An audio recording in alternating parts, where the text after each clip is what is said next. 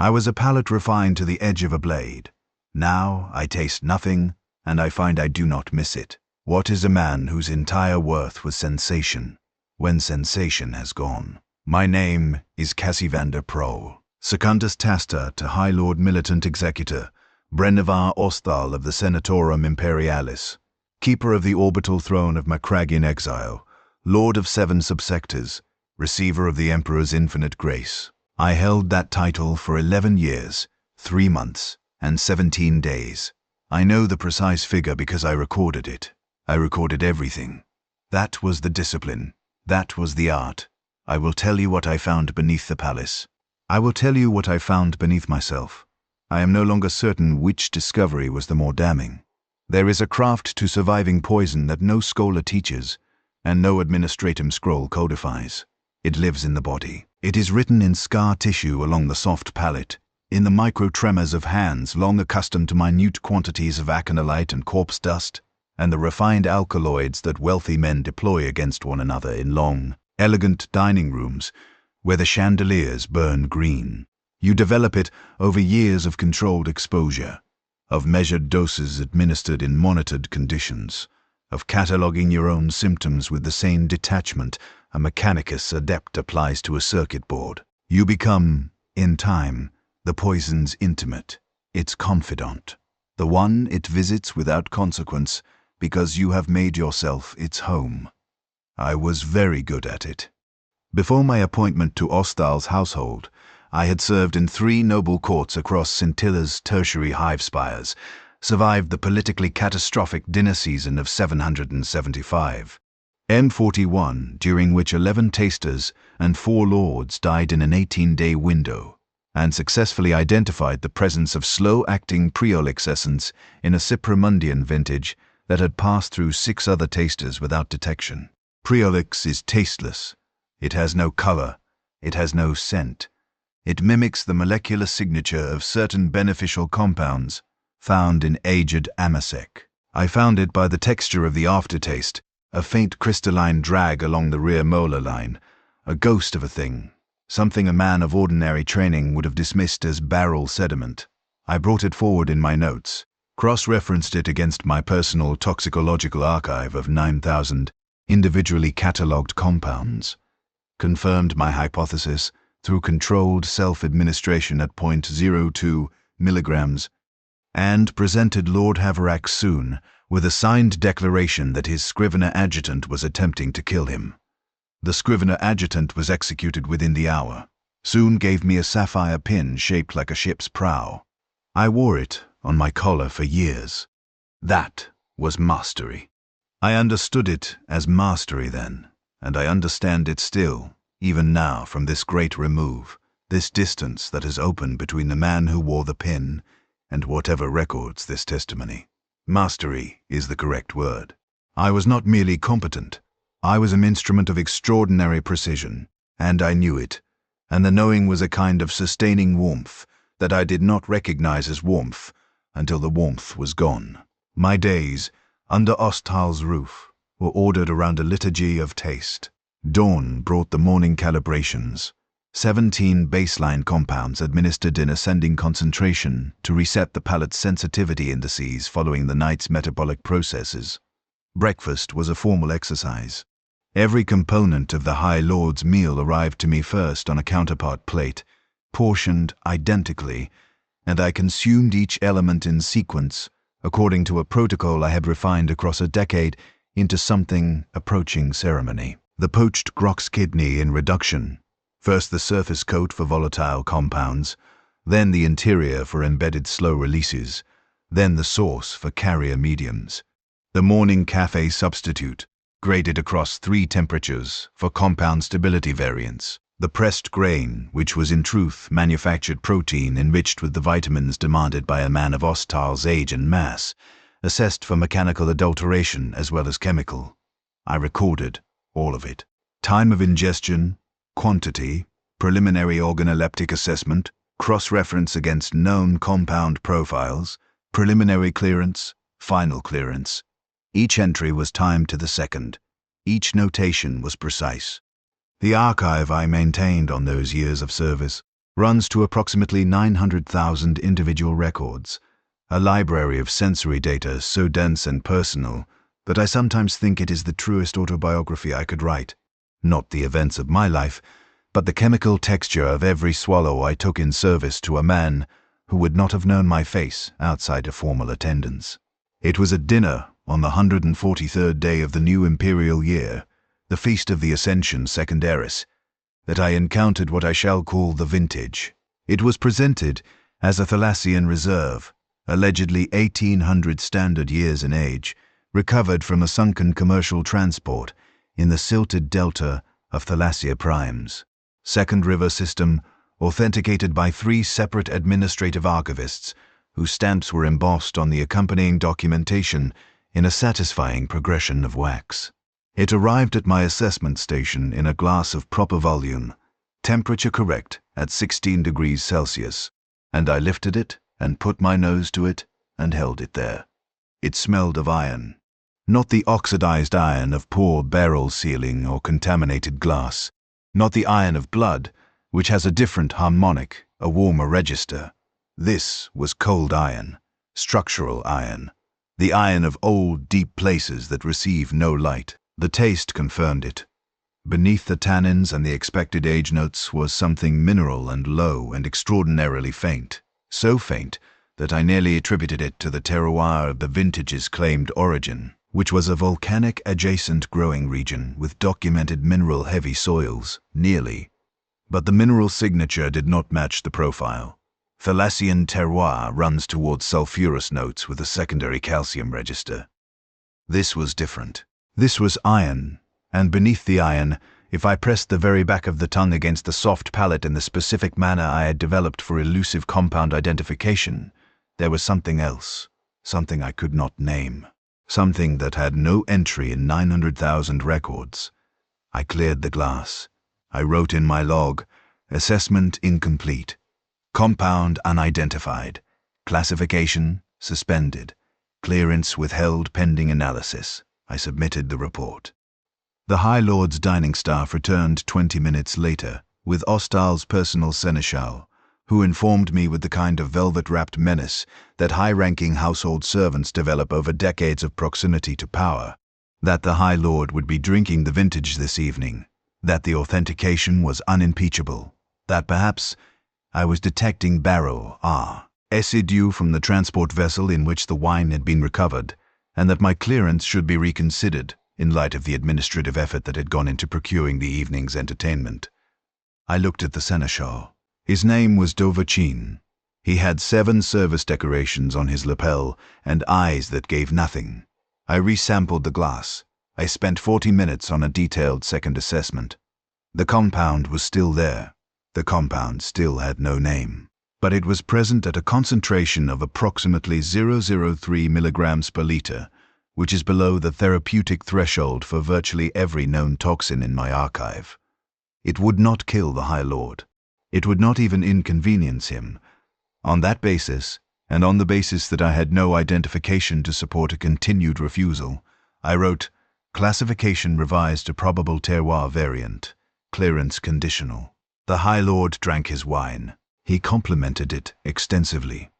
He was in good health the following morning. I was not satisfied. I am never satisfied with things I cannot name. I had encountered the masterpiece and not yet understood it. The crack was small, a thin line at the edge of the finest glass, almost invisible, nearly silent. But in the years that followed, I would learn that the finest cracks always begin that way. The month after the Ascension Secondaris dinner, I attempted to return to the ordinary mechanics of the work and found them changed. Not the work itself. The work was identical. The protocols, the calibrations, the sequence assessments, the archive entries, all performed with the same precision, all generating the same quality of data.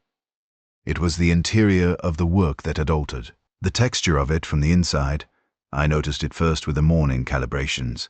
The 17 baseline compounds, administered in ascending sequence, had always produced in me a faint, almost subliminal satisfaction of confirmation, a sense of the instrument checking its own tuning and finding it true. On the morning of the 31st day after the feast, I performed the calibration, recorded the results, and noticed that the satisfaction was absent, not diminished, absent. I had consumed the compounds, registered their presence with complete accuracy, noted the concentrations and the palatine responses with perfect fidelity, and felt nothing about having done so. The tuning was still true. The instrument no longer cared that it was. I attributed this to fatigue. I logged it as a note. I increased my sleep allocation by 1 hour and reduced my recreational stimulant intake by half. 2 weeks of this adjustment produced no change. I attempted to rekindle the precision that had always sustained me by undertaking a voluntary recataloguing of my archive's oldest entries, the records from my early training years on Scintilla that I had not reviewed in nearly a decade. I read through my own past with the attention I gave to any technical document, and recognized the handwriting and the methodology and the content, and felt, for the first time, that the person who had written those entries was someone I was studying rather than someone I had been. He was precise, that young man. He was careful. He had written at the bottom of an entry dated in his 3rd year of formal training, "This is the work. This is the only work.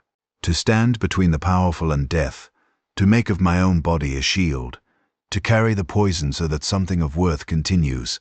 There is a dignity to it I did not expect." I read that entry 3 times. I was aware that I should feel something about it. I recorded the absence of feeling as data. Classification, anomalous. Origin unknown.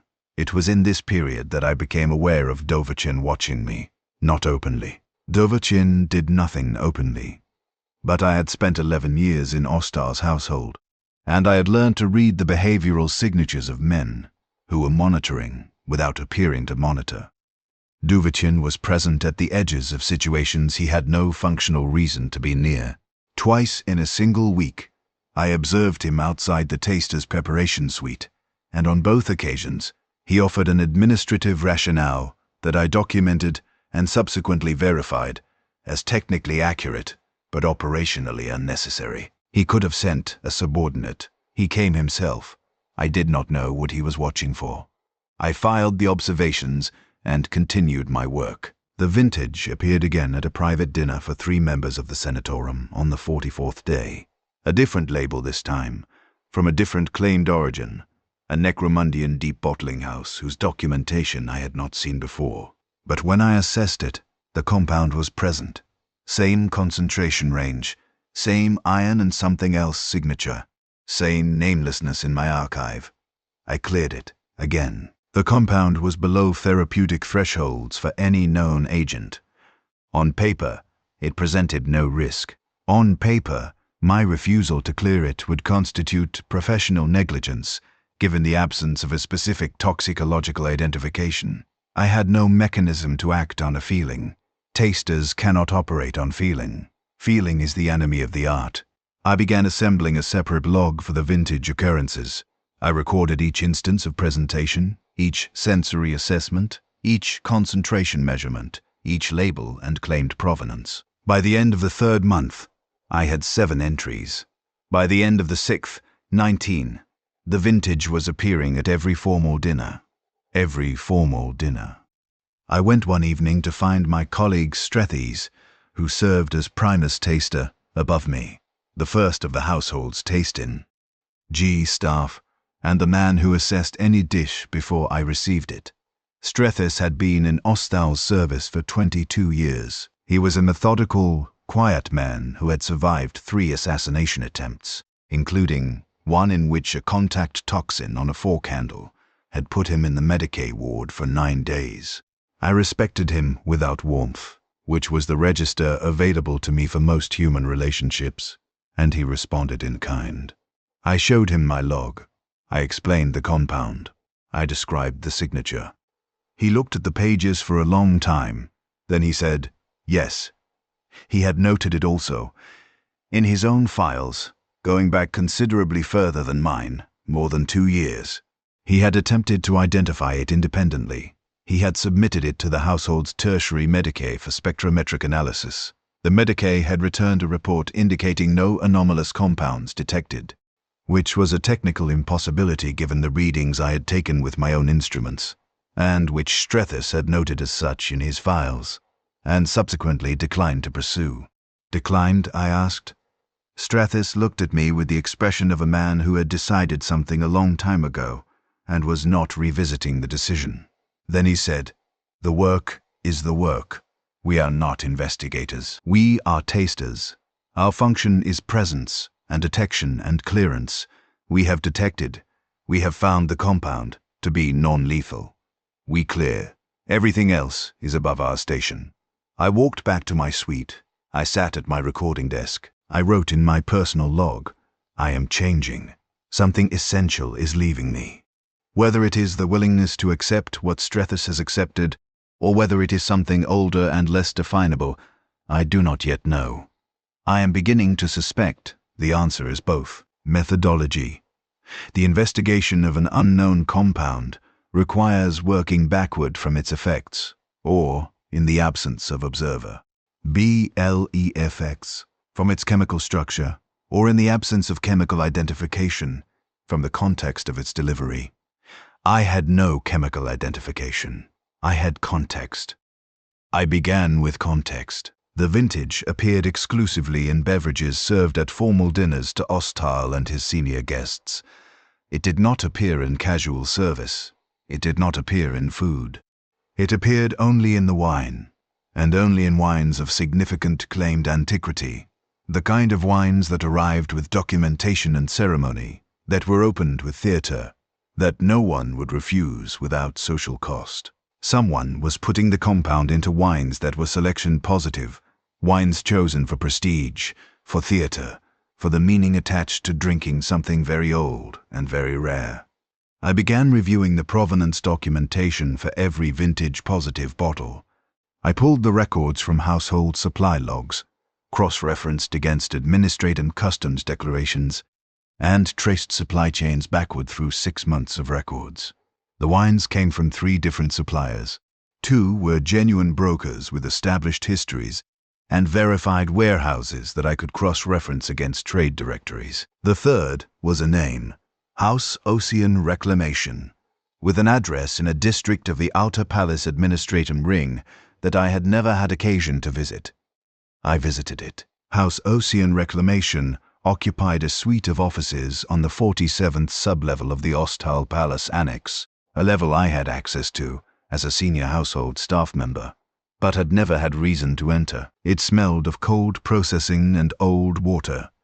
The administrative staff were polite and competent, and gave me a full tour of their documentation capabilities on request.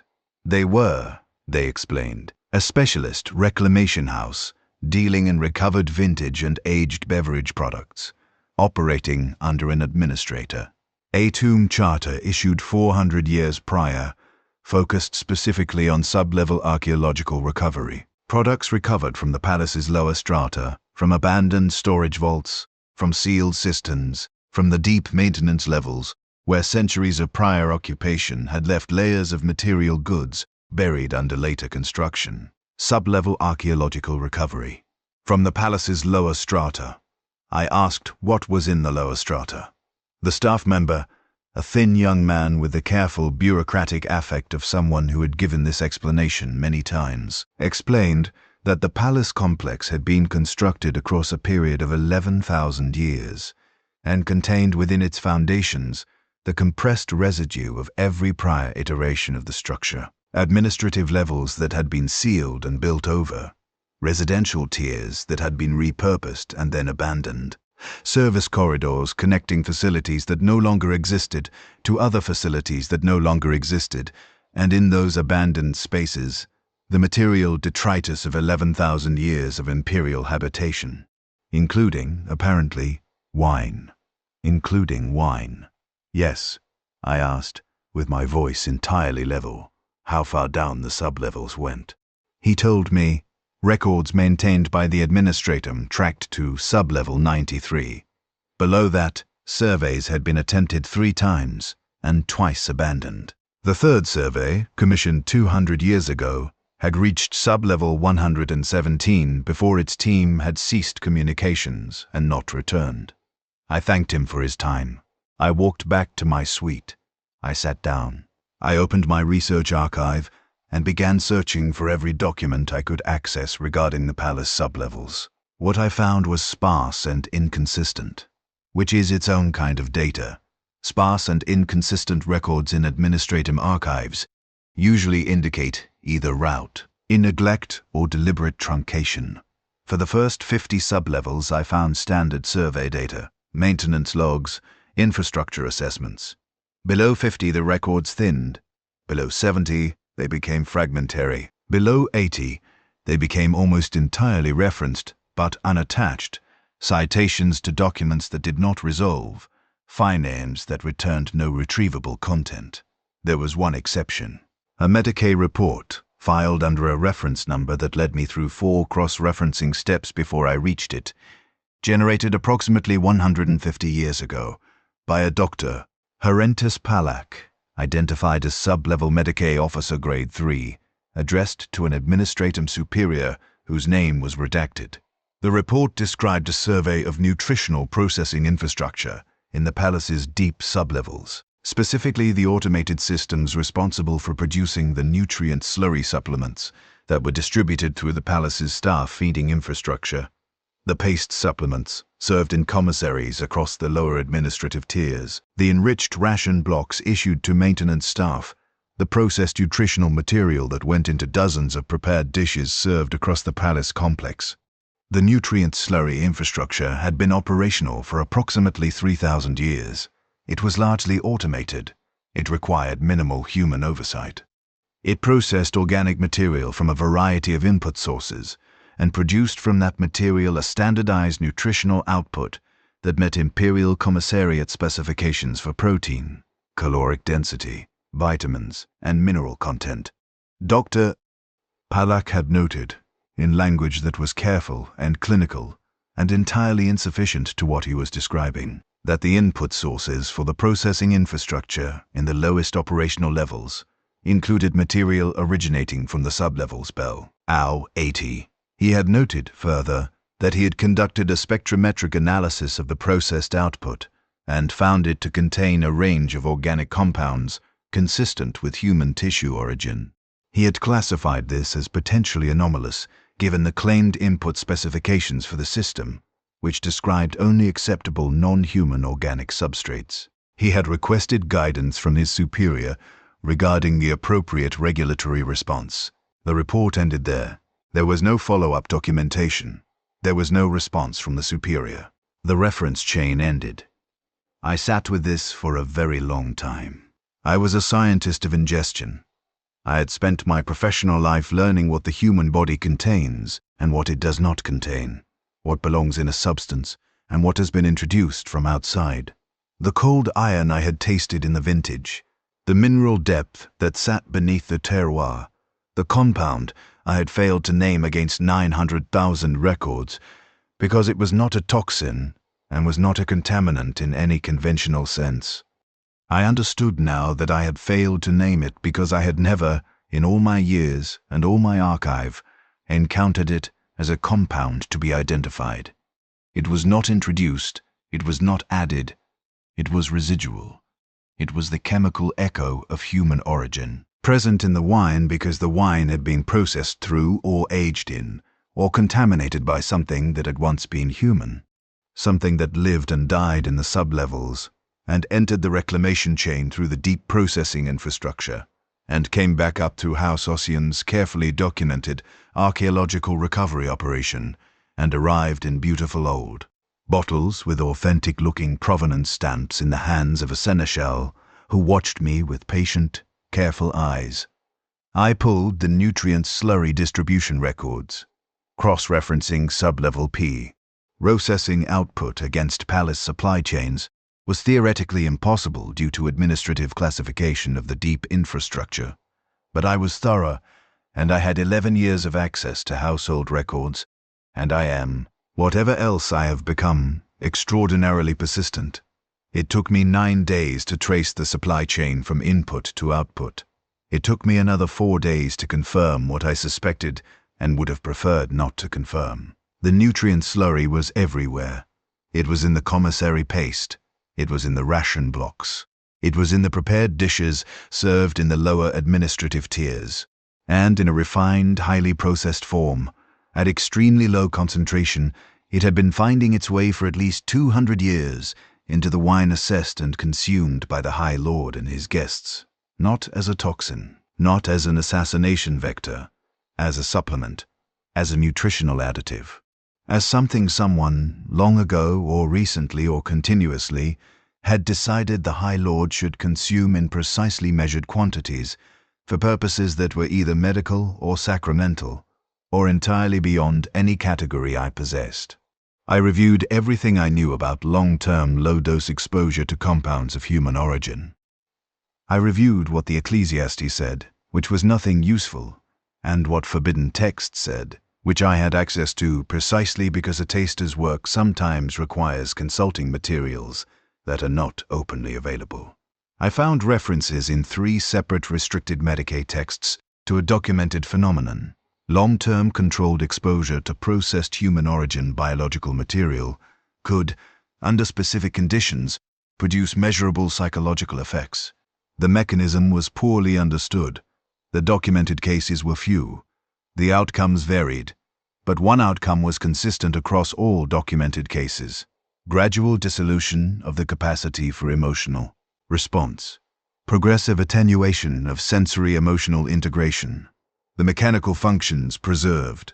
The interior of those functions, the warmth that made them worth performing, was not. The morning calibrations. The archive entry from my younger self read without recognition. The vintage clearing itself below therapeutic thresholds, because it was not a threat to the body. It was never a threat to the body. I had been tasting it for 11 years, 3 months, and 17 days. I had been tasting it before I knew it had a name. I had been every morning in my calibrations and every formal dinner in my assessments, consuming it in precisely the concentrations at which it worked slowly and without signature and without my ever having understood what was leaving me, until it was almost entirely gone. I needed to understand who was being processed in the sublevels. I already knew, in the part of myself that had always been better at pattern recognition than at protecting itself from what the patterns described. But I needed documentation. I needed the record to be complete. I went back to the archives. I looked for records of population management in the sublevels. I looked for census data, habitation records, maintenance rosters for the automated processing infrastructure, anything that would tell me who had been down there and for how long. What I found, in fragments, across 17 hours of systematic search, was this. The sublevels below 80 had housed at various points in the palace's history populations of failed heirs, disgraced administrators, politically dangerous relatives of the powerful, individuals whose social removal was necessary, but whose execution would generate inconvenient documentation. People who were sent below and not brought back. People who were managed. People for whom the automated infrastructure, with its warm processing systems and its nutritional output specifications and its 3,000-year operational history, provided a certain kind of administrative solution. The aristocracy of Osthaal's palace, across 200 years of documented and undocumented supplementation, had been consuming the processed remains of the people they had put below, their failed successors, their inconvenient relations, their political waste, refined, processed, brought back up through carefully authenticated channels, integrated into the supply chain with the institutional thoroughness that only a 3,000-year bureaucracy can achieve. And I had been tasting it first. For 11 years, I had been the instrument by which the High Lord was protected from external poison. For 11 years, I had been the mechanism by which this specific internal poison was confirmed safe and cleared and delivered. I had been, without knowing it, the guarantee of the supply chain's integrity, a taster so precise that my clearance was proof of concept. The compound never flagged because I never flagged it, and I never flagged it because it was doing to me precisely what it was designed to do. I sat in my suite for a very long time. I tried to feel something about this. I recorded the attempt. I recorded the result. Nothing. Not horror, not revulsion, not the grief that the younger man who had written this as the work would have felt. A fact, a very large fact that I observed from a clinical distance, as I observed all facts, and wrote down and filed. I understood now what the ending of this story was. I had read the blueprint. I had performed the autopsy while still technically alive. The question that remained was only whether I had enough of myself left to choose anything about how it concluded. I requested access to the sublevels, not through official channels, which would have been denied, would have been lagged, would have brought Devachin to my door with his 7 service decorations and his patient, waiting eyes. I accessed them through the maintenance routing records I had cross-referenced during my supply chain research, which showed me 3 service corridors that connected the household tasting preparation suite to the lower administrative infrastructure by routes that were technically active, but not regularly trafficked. I went at the 4th hour of the night shift. I took my assessment kit, which was not unusual for me to carry since I sometimes conducted extended tastings in preparation spaces throughout the complex. I took a lamp. I took the archive reader containing my complete research file. The corridors below the 50th sub-level were cold and acoustically strange. The stone absorbed sound in a way that made the space feel larger than the dimensions suggested, as though the walls were aware of the distance and were participating in it. The infrastructure around me grew older as I descended, the visible age of the materials shifting from the machined precision of recent centuries to the rougher, more organic construction of older eras, stones shaped by hand rather than fabricator, arches that predated the current palace's surface by perhaps 3,000 years. I reached the processing infrastructure at approximately sub-level 74. The chambers were large, warm from the automated thermal systems, and lit by a soft operational bioluminescence built into the processing vat housings. The vats were enormous, 8 meters in diameter, constructed of a material I identified as an archaic ceramic metal composite. They operated continuously. The sound they produced was a low, constant, almost respiratory rhythm. I stood at the edge of the central processing chamber for some time. I was conducting a forensic examination of the place. I noted the temperature, 20 to 2 degrees Celsius, optimal for the biological decomposition processes involved. I noted the chemical environment, a faint but measurable concentration of various organic breakdown compounds in the ambient air, consistent with active processing of biological material.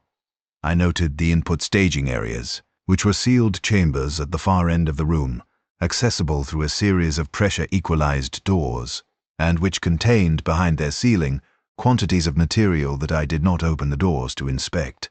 I noted all of it. I noted that I noted it with the same professional detachment I brought to a wine assessment, to a calibration exercise, to a new entry in a 900,000 record archive. I noted that the man I had read about in my own old files, the one who wrote about dignity and shielding, would have been broken by this room. I was not broken. I was measuring. Against the eastern wall of the processing chamber, partially integrated into the housing of a secondary vat, there was a section of older wall, older even than the vat construction, on which someone had inscribed names, not carved, not applied with any formal tool, scratched with something small and hard, perhaps a broken fastener or a collar pin, in a hand that had scratched many names over a long period of time. The inscription extended across approximately 3 meters of wall surface. The names were in no consistent script, varying between High Gothic and Low Gothic and 1 or 2 alphabets I did not recognize. They were names in the simple sense, a first designation, and sometimes a family designation, and beside each one a year rotation in what I took to be the imperial calendar. I spent 40 minutes reading the names. Some of them I recognized, not personally, from history, from administrative records I had accessed during my research, from the genealogical documentation attached to Osthaal's household lineage files. 3 of them were names I had specifically researched, individuals confirmed as sent below in administrative records from the previous century. Individuals whose removal from the official record had been documented as relocation to secure facilities in the outer system, and who had, according to my research, arrived here instead. I took out my archive reader and added the names to my file, one by one, all of them that I could read. When I finished, I sat on the floor of the processing chamber, with my back against the inscribed wall, and my archive reader in my lap, and the warm operational hum of the vats around me, and I gave myself, deliberately and with the full awareness that this was the last attempt I would make, permission to feel something about all of it. I gave myself 20 minutes. I recorded the attempt. I recorded what it produced. What it produced was the following: a faint, distant, technically identifiable sensation that in a better preserved version of myself would have been recognized as grief, present at a concentration of approximately 0.003% of its original intensity, below therapeutic threshold, insufficient to constitute a meaningful emotional response, present long enough to confirm that the capacity had not entirely departed, present briefly enough to confirm that it was departing. I thought about Strethis. I thought about his 22 years and his 3 attempts on his life, and the expression of a man who had decided. I thought about Dovichin. I thought about the 11 years of clearances I had issued, the 11 years of assessments I had performed, the 349 formal dinners at which I had consumed my precise and measured portion of what was being served. I thought about the young man who had believed in the dignity of the work. I understood, sitting in that room, that there were 2 forms of emptiness available to me. The first, continue, issue the clearances, maintain the records, allow the process to complete itself.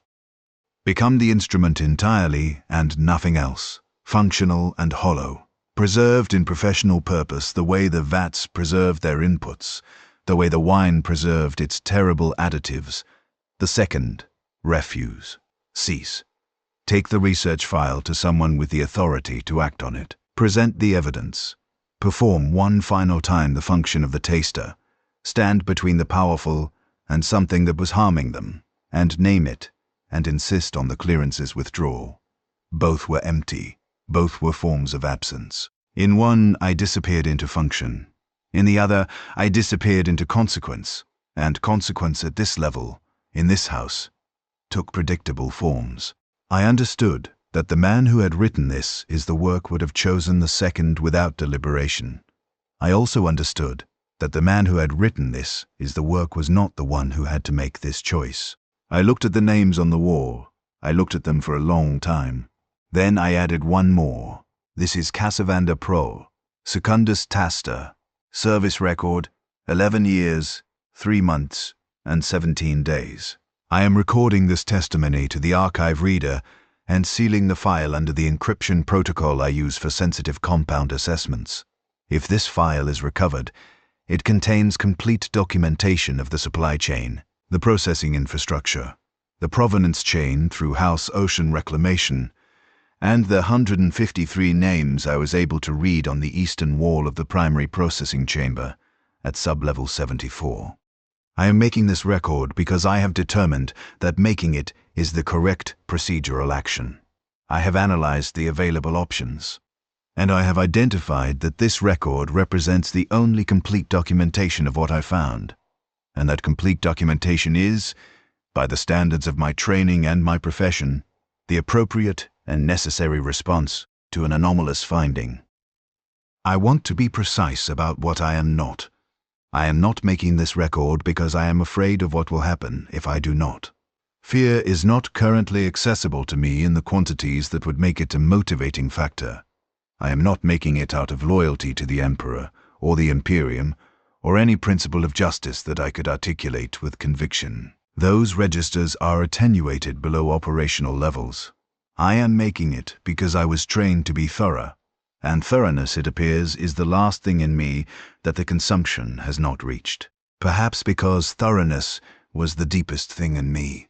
Perhaps because the man who built the archive of 900,000 records built it so deep and so structural that even this has not hollowed it out entirely, or perhaps because some residual function persists that wants, in whatever way function can be said to want, to be useful, to stand between something and harm, to name the compound, to say, this is what is in the glass, and it should not be cleared. I returned from the sublevels at the 6th hour. I reported to the morning calibration station. I performed the 17 baseline assessments and recorded the results with complete accuracy. At the 8th hour, I reviewed the menu for the day's formal luncheon and noted the presence of a wine described as a Vitrian Recovery Estate vintage, approximately 2,000 years in age, sourced through House Ocean Reclamation. I assessed it.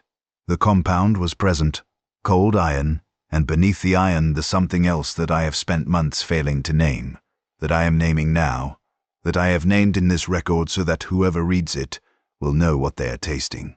I issued the clearance, as I was always going to issue it, because the concentration was below therapeutic threshold, because refusal would require documentation I am not prepared to provide to Dovachin, because the only clearance I am choosing to issue is this one, this file, this sealed and encrypted testimony that I am attaching to a secondary archive node under a reference number I have cross-indexed to 17 different legitimate assessment records, so that it will be nearly impossible to find and nearly impossible to destroy. Strethers said, "The work is the work." He was not wrong. He only had a different understanding of what the work was. I was a palate refined to the edge of a blade. I taste nothing now, and I find I do not miss it. What is a man whose entire worth was sensation when sensation has gone? He is, it turns out, this, the record, the archive. The final, careful notation that the compound was present, that it was identified, that it was documented, that someone who no longer feels anything about it knew precisely what it was. The work is the work. The clearance is for the record. I have written the last entry in the archive.